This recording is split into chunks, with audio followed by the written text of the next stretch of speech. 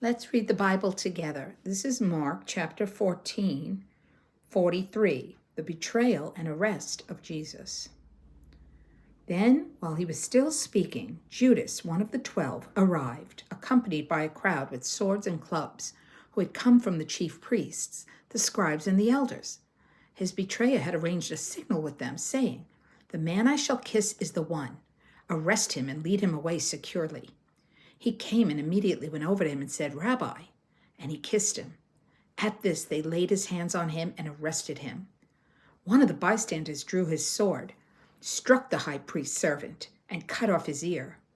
Jesus said to them in reply, "Have you come out as against a robber with swords and clubs to seize me? Day after day I was with you, teaching in the temple area, yet you did not arrest me, but that the scriptures may be fulfilled." And they all left him and fled. Now a young man followed him, wearing nothing but a linen cloth about his body. They seized him, but he left the cloth behind and ran off naked. Jesus before the Sanhedrin.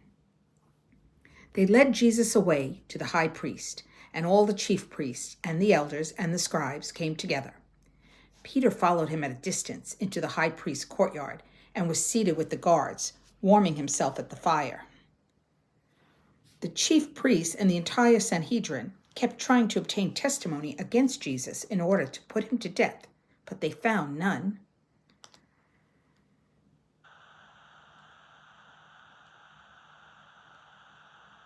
Many gave false witness against him, but their testimony did not agree. Some took the stand and testified falsely against him, alleging, "We heard him say, 'I will destroy this temple made with hands, and within 3 days I will build another, not made with hands.'" Even so, their testimony did not agree. The high priest rose before the assembly and questioned Jesus, saying, "Have you no answer? What are these men testifying against you?" But he was silent and answered nothing. Again the high priest asked him and said to him, "Are you the Messiah, the Son of the Blessed One?"